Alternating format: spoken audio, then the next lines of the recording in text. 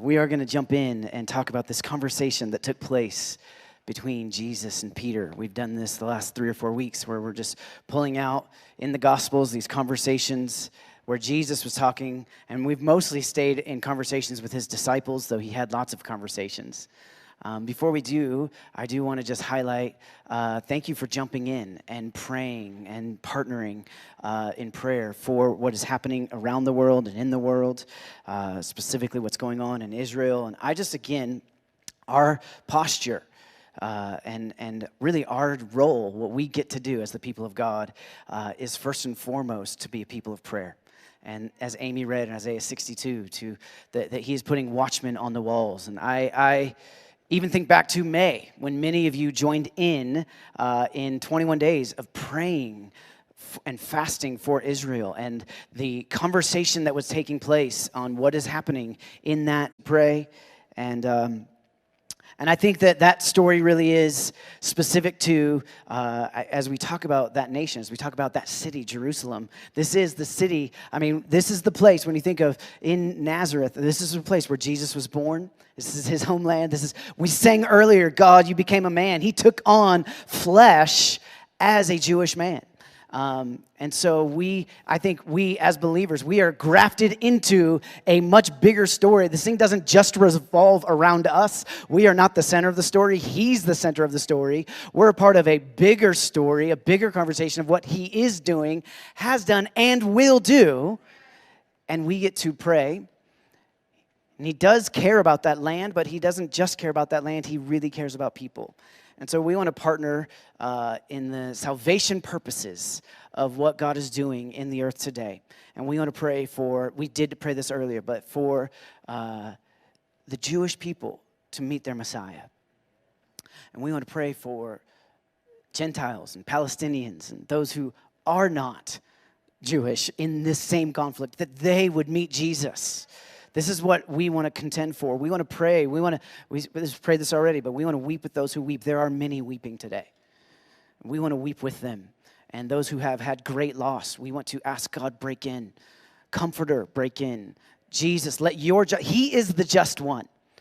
And it's easy to look, and we are in a time when we have more access to more outlets that tell us what's going on than ever. I encourage you, lean into what he says, lean into the word, find out from him what our perspective ought be. We are on Team Jesus. And so this isn't, our first job is to be a people of prayer. So I say all that to just reiterate what Eric said. I want to invite you all this Tuesday specifically. I think we would be amiss if we didn't gather together in our planned time to worship and pray, and specifically pray for what is happening in our world and what's happening in Israel. And so I want to invite you to come on Tuesday. Really, we ask every month, come join us, but specifically I'm saying let's join together this Tuesday and let's intercede and contend together. Okay? Jesus, we love you. I thank you for what you are doing this morning. I pray that you would cause our hearts to burn within us as you speak to us. Would you speak to every person in this room? Would you open the scriptures to us? In Jesus' name, amen. We are going to press on and continue talking about these conversations that Jesus had.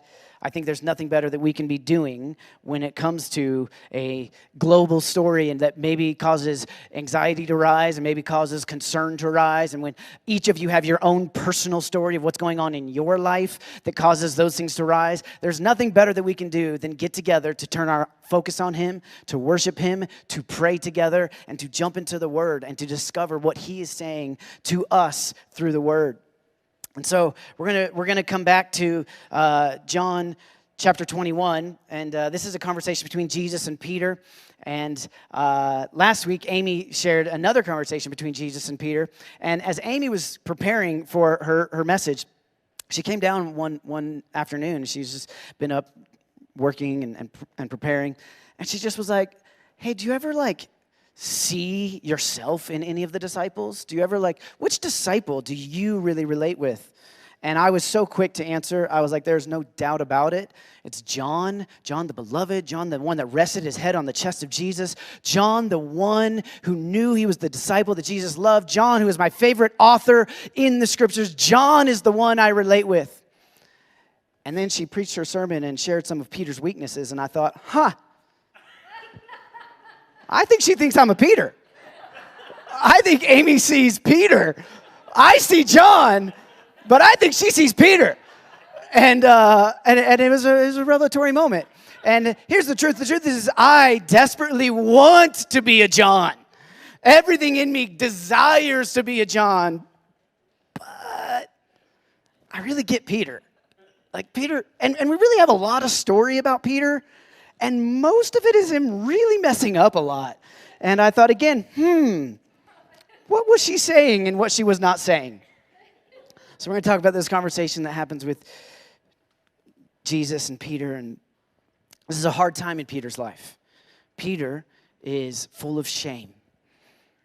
Peter had just denied the Messiah that he loved, the one he had given his life to for the last 3 years and helped in ministry and been a part of the story. And he had just denied him, and he was full of shame.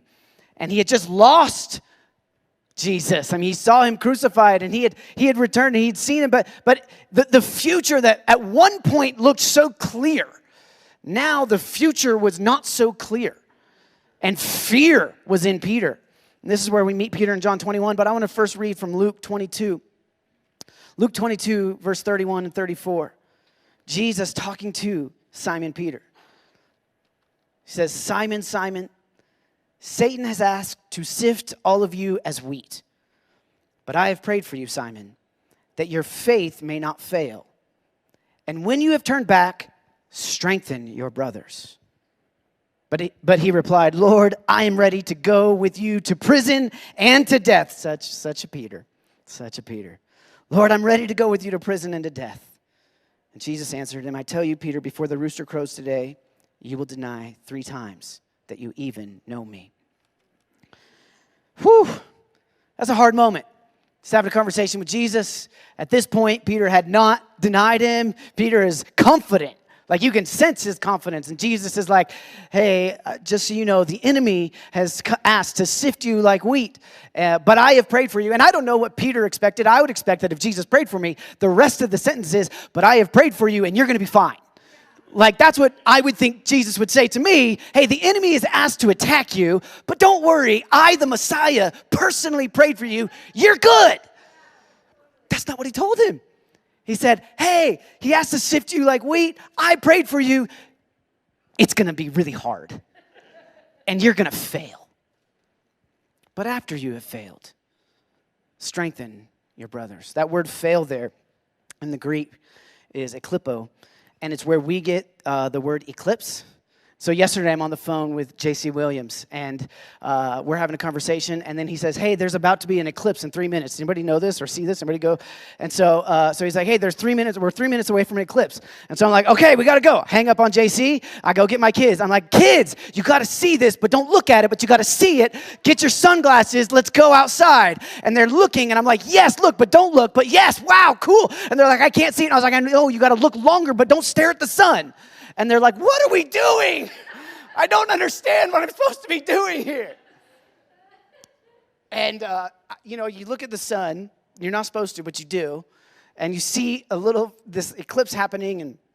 And then what happens is it blocks the sun.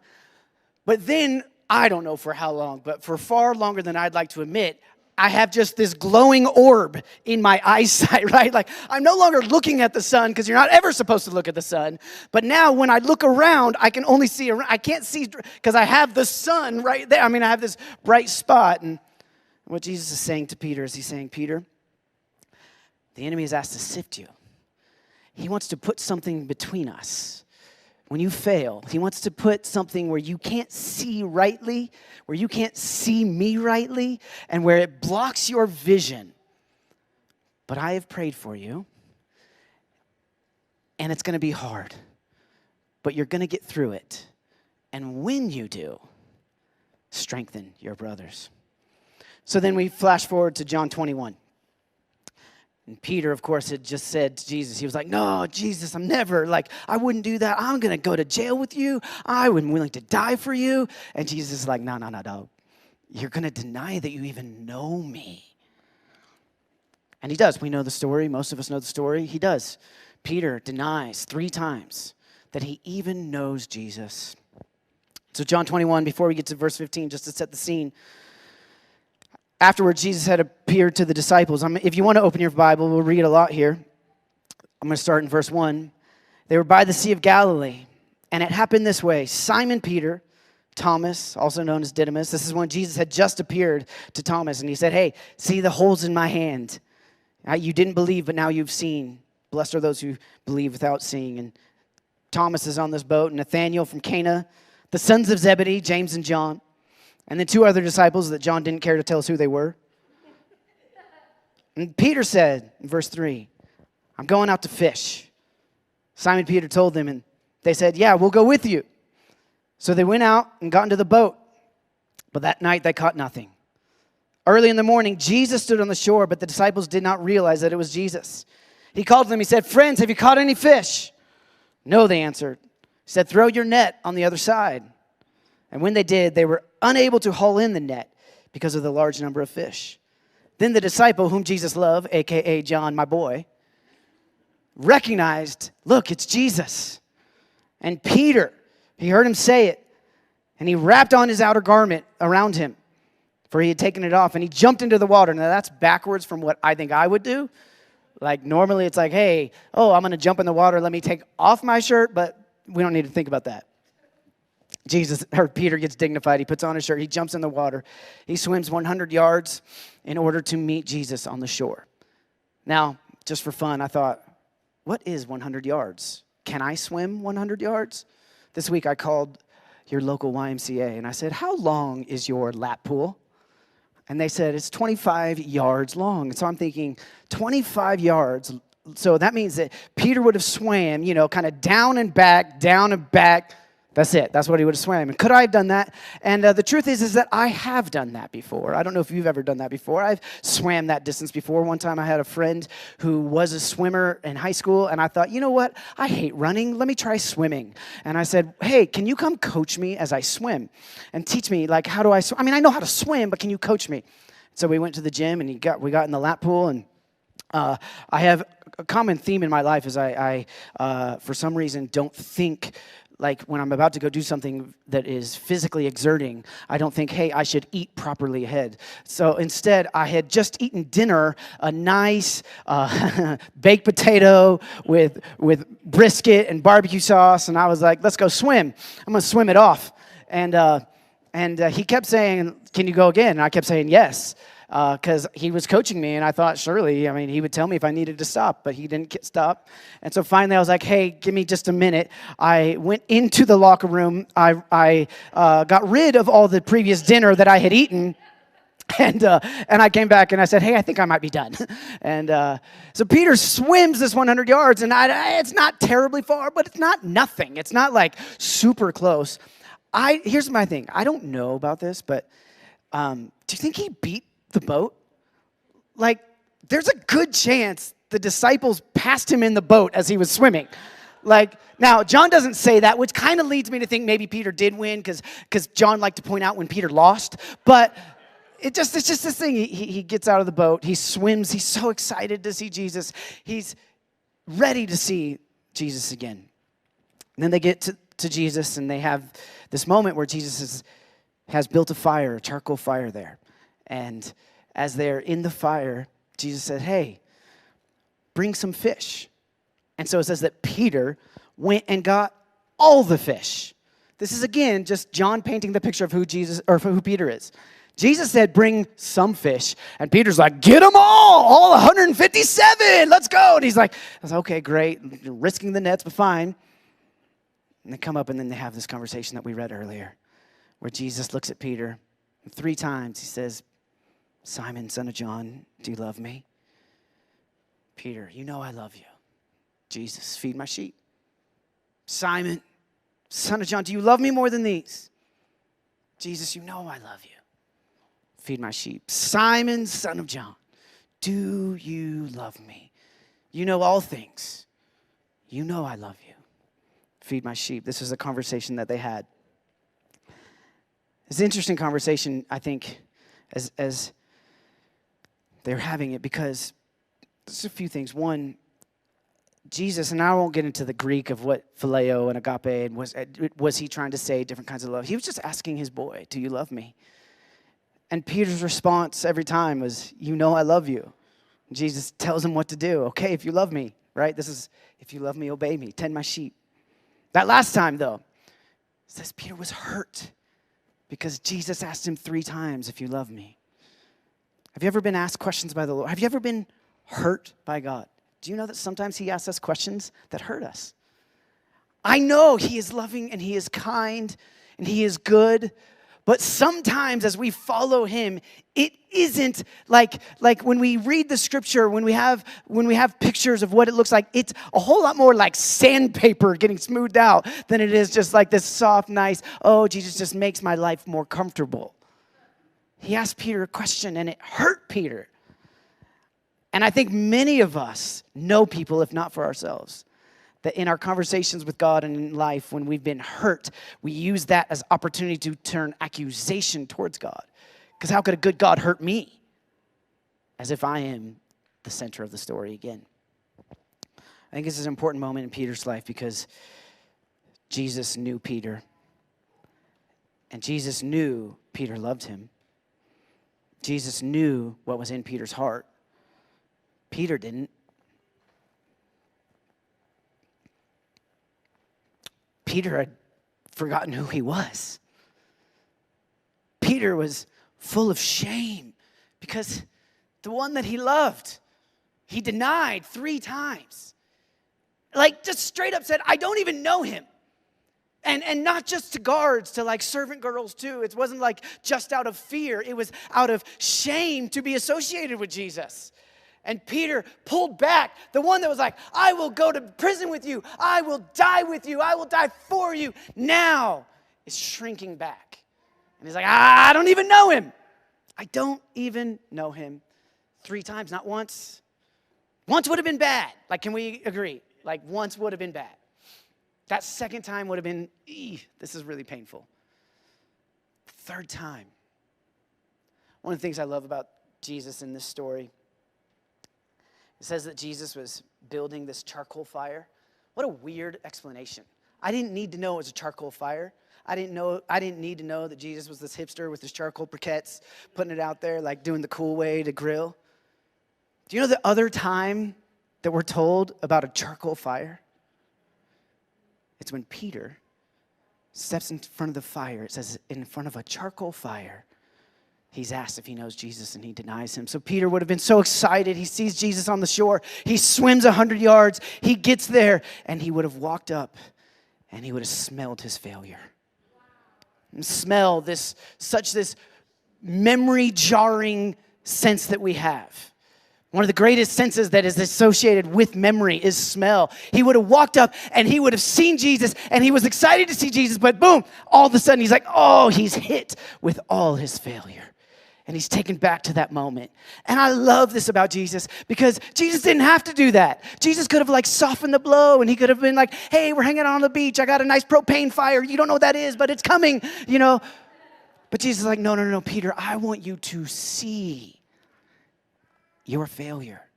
I want you to sit with that you did deny me. But I'm not going to leave you there. I'm not going to let you stay there. I'm not going to pretend it didn't happen, but I'm not going to leave you there. We know this story well. It's so obvious. I mean, in our Bibles, you have different headings, and mine is, it says the reinstatement of Peter here. And Peter sits with Jesus, and 3 times, Jesus makes him loves him.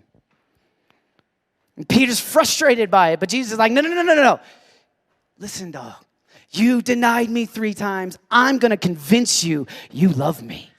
You thought you're a failure. 3 times you failed me. 3 times. But I'm going to say today, not just, hey, not like this, like gloss over it. And hey, remember that time you did that? That wasn't so great. And Peter's like, I know, I do love you. I know you love me. Let's move on. No, Jesus is like, no, Peter, you're going to say it, not for my good. I want you to know it, Peter. You need to know you love me. So he said, Peter, do you love me? God, you know I love you. Feed my sheep. Peter, do you love me? You know I love you. Feed my sheep. Peter, Simon, son of John, do you love me? And this is where I think he gets it. He says, Jesus, you know all things. You know the core of who I am. You know me better than I know myself. You know that I love you. I don't know what Jesus did. I like to imagine that he winked. He just said, yeah, Peter, I do know. Do you? You know. You know that I know all things. And you know that I know you love me. You love me, Peter. There's a couple things that I want to highlight that Jesus did in this and what was in this conversation. Peter was at his worst moment. Peter had gone back. I think this is a key point. Peter had gone back to fishing. Peter had failed, and shame was on him about what he had done. And fear of the future was on him because he didn't know, when Jesus isn't here, like, this thing's not turning out the way I thought it was going to turn out. And so he was like, hey, boys, let's go back to fishing. Remember, we were pretty good at that. Like, we knew what we were doing. It was our profession. We know how to do it. He allowed the shame of the past, and he was afraid for the future, led him to forget who he was and go back to whom he had been before meeting Jesus. But Jesus used a conversation with Peter to pull him back into his God-given identity and purpose. The first thing that Jesus does in this conversation is that he reestablishes Peter's identity. Peter had gone back to the fish. He had gone back to the old ways. He'd gone back to what was familiar. He'd gone back to who he was before Jesus was there. And it was so easy. Like at the first thing of like, hey, we're at the lake. We don't know where Jesus is. What should we do? Let's go fish.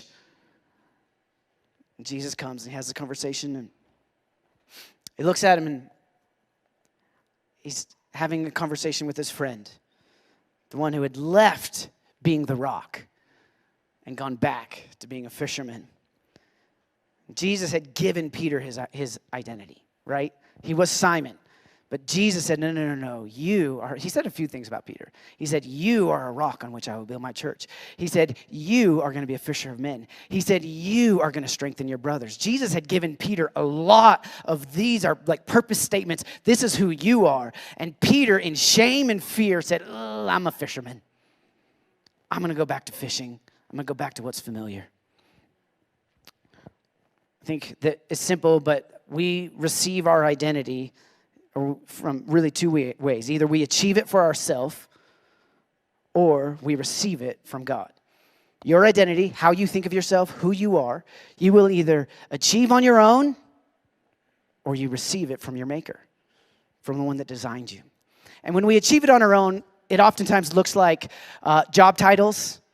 Maybe it looks like family titles. Like I carry the title of dad, right? Like it's easy for me to identify as a dad. And is that where I find my identity? Do I find my identity as a father or as a husband? Do I find my identity as a pastor? Do I find my identity in what I do? Or do I find my identity in being, the captain of the football team, which I was not, so I don't? What do I find my identity in what happened back in high school? Do I find my identity at the successes I've had in life? Have I achieved enough to have identity? And many of us, that's where we get our identity.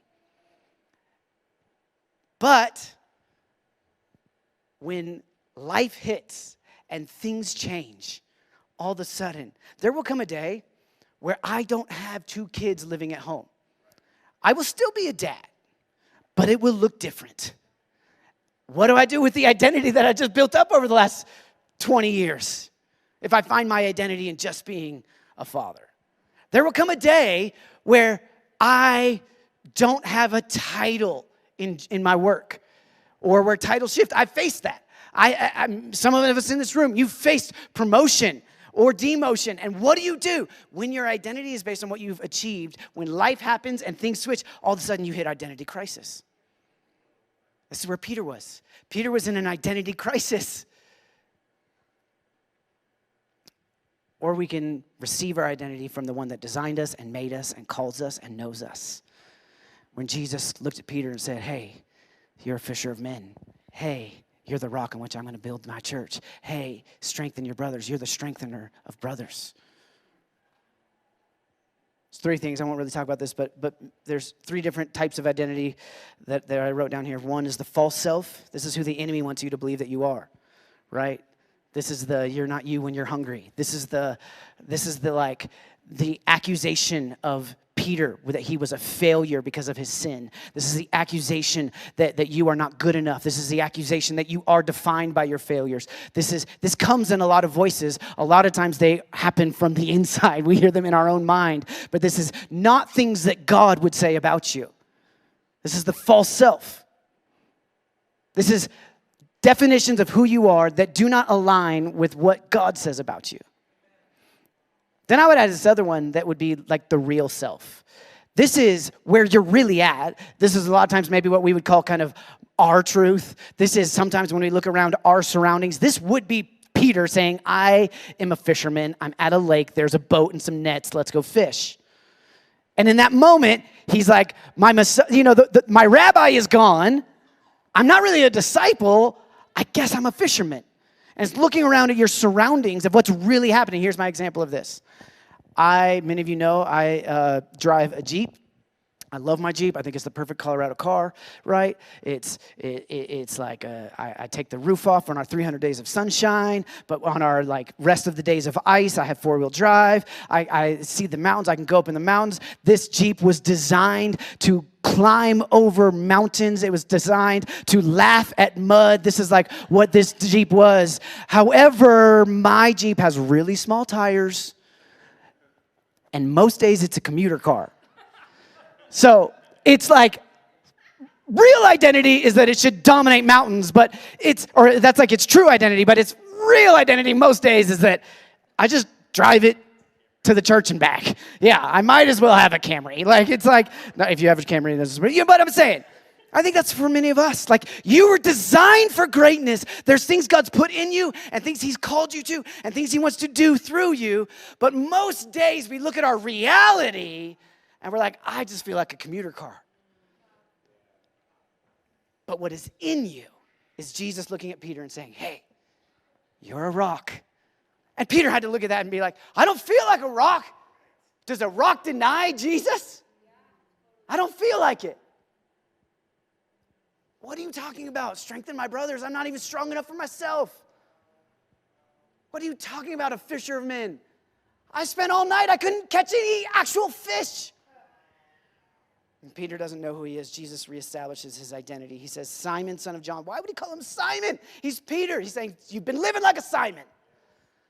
He looks at him. He's like, you've been living like a Simon, but I'm going to remind you who you are. You love me. You love me. You love me. And you're not defined by your failures. And you're not defined by how you think of yourself. You're defined by me, your maker, and your leader, your rabbi, your shepherd. And I say, feed my sheep. Feed my sheep. I got plans for you. I got purpose for you. Your failure doesn't stop you from what I have put into you, is what Jesus is saying to Peter.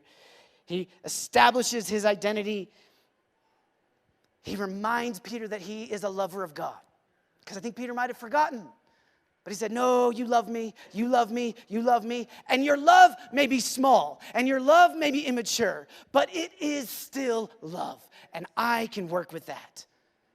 He says, Peter, you love me, you love me. He feels compassion towards Peter. He knows Peter. Oftentimes, the enemy wants to use shame as a tool to convince us to kind of put ourselves in spiritual timeout. God doesn't want to use me. I've done too much. I've gone too far. I'm not doing what God has asked me to do. So I guess I missed it. I guess it's never going to happen. And Jesus is saying, hey, toss all that away. I made you. I know who you are. You love me. You know, one of the things, even as I was reading and studying this passage, likely the disciple that Peter was most like in demeanor would have been his boy Judas. Both Peter and Judas had a readiness to rekindle enthusiasm and excitement. They both had a desire for public opinion to be on their side. They both were shrinking back from the cross. They both had the moral inability or unwillingness to stand alone. Like, Peter wasn't a John. Peter might have been kind of like a Judas, with one significant difference. When Jesus looked at Peter, he said, "You love me. I'm not looking at your failures because you're defined by that you love me."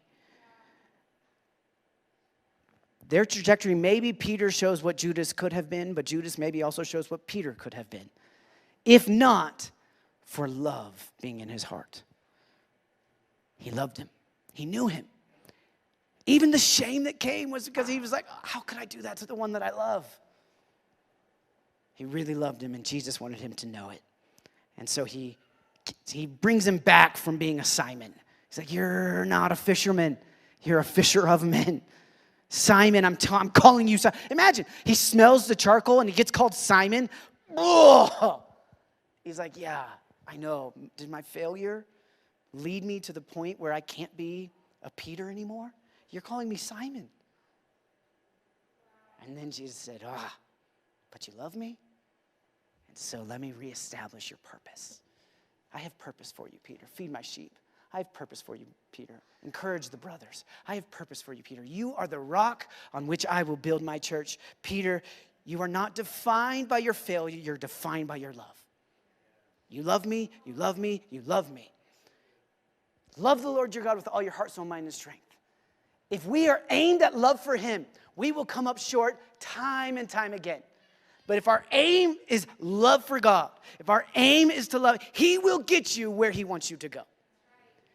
If we say, I'm going to love him, I'm going to know him, and in my weakness, it will not look perfect, but I'm not defined by my failure. I'm not defined by my sin. I'm not going to let shame pull me back or fear hold me back because I love God and he loves me. There is a path forward for Peter. His calling didn't change because of his failure. I love that in this story, it actually really mirrors when Peter was first called. It's a similar story from Luke 5. When Peter has the Messiah in his boat and they can't catch anything. And Jesus is like, hey, toss the nets on the other side. Peter catches so many fish, the nets start to break. This sounds like a familiar story. This is the same thing that happened. And in that moment, Jesus said, hey, follow me. I'm going to make you fisher of men. Here we are. Peter had gone back to being Simon. He'd gone back to being a fisher of fish. And Jesus was like, no. I'm going to use this one. I just love his intentionality. I mean, there is no just happenstance. Jesus is at work in your life. And even the things that might sting, we can ask, God, what are you saying? What are you doing? This hurts. Why'd you ask me 3 times? Why you got to make a charcoal fire? Why you got to call me Simon? Like really? But Jesus is saying, Peter, I'm going to use you. Peter, I love you, and I know you love me, and I want you to know you love me so that I can use you because I have purpose for you. And then, I love this. Then he says to him, we read this earlier, very truly I tell you, when you were younger, you dressed yourself and went where you wanted. But when you are old, you will stretch out your hands, and someone else will dress you and lead you where you do not want to go. Jesus said this to indicate the kind of death in which Peter would glorify God. Jesus comes and he doesn't just reaffirm Peter that he really does love him. He reminds him of his identity, and he reminds him. And he's like, hey, guess what? Remember when you said you'd go to prison for me? Ha ha, you're gonna. Remember when you said you would die for me? Guess what? You're gonna. And Peter's like, But this is Jesus again saying, you love me. When you said it before, it was real. You didn't know the journey you had to get through so that you would know it. When you said you would die for me, it was real, and I knew it, but I knew you were going to be tested. But when the eclipse had passed, I'm going to be here. Strengthen your brothers. We go through stuff. It gets hard. None of that Peter went through was easy. But Jesus was like, no, there's still more for you. Your story is not done. I still got more for you. You love me, and you're going to die for me. And Peter's like, what about him? Jesus just is like, no, Peter, it was all real. All that you ever felt, it was all real. It wasn't fake. It wasn't youthly zeal. It was real. And then Peter's like, cool. What about John? Like, you see John over there? Is he going to die? I'd really like some company. And Jesus looks at Peter, and he's like, oh, Pete, come on. Simon, Peter, what is that to you? If I want him to live till I come back, so what? You, and this is where he says it. He calls him again. You follow me. You follow me. He looks at Peter and says, I'm not asking you to do anything I didn't do. I'm saying follow me through the journey. Keep your eyes on me. Focus on me. I've got good things for you, and it's going to be hard. But you love me. I know you love me. And you, Peter, follow me. Don't look at the people around you and say, oh, but they're doing this. He's not as intense as me. Don't look at people around you and say, oh, I can't pray like Amy. I can't offering like Kenny. I can't announce like Eric. Man, we got a great team. I don't worship like that person, or I don't pray like that person. I'm not good like that person. And God, what about them? And what do you have for them? And he's like, no. You follow me. In the Greek, it's like the one thing I remember from Greek. It's this idea of you follow me for yourself. For yourself. Don't look at the left. Don't look at the right. You follow me. You love me. You follow me. I will speak to you. Nate, if you guys want to come up. Our God-given identity doesn't change because of our failures. It doesn't change when we don't do what we think we're going to do. Peter had heard the good stuff, right? Peter heard, you're a fisher of men. You're the rock on which I am going to build my church. Strengthen your brothers. He heard those things, but he went through a journey to get there at which he had forgotten who he was. And he needed that little, like, Jesus being like, Rafiki moment. Remember who you are. Remember who you are. Some of us today, you need to remember who you are. And it's not because of anything you've achieved. I think Peter thought he was going to achieve these things that Jesus had for him. And Jesus was saying, no. I'm your designer. I made you. I want to give you what I have for you. I have it for you. It's good. And this conversation where Jesus pulled Peter out of shame. He pulled Peter out of fear. He reminded Peter, I know who you are. And I want you to know who you are. You love me. Your love is weak, but it's real. You love me. Your love is immature. But immaturity is not failure and sin. Right? Like, my kids make mistakes, and I have to distinguish when is this rebellion and when is this because they're 5.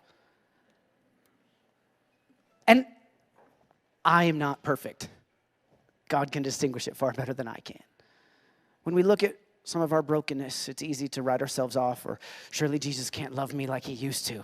And I think he just looks at, what? Let him remind you today that you love him. Let him wink at you when you say it. You love me. I love you, Jesus. I do. It's real. It wasn't just when I was 18. It wasn't just when I was on the missions trip.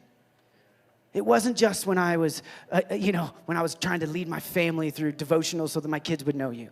It wasn't just the time that I defined myself as being radical.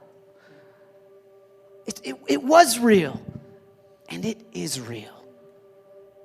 And Jesus, would you awaken that love in all of our hearts today? Would you remind each one of us that we do love you? Would you stir within us love for you?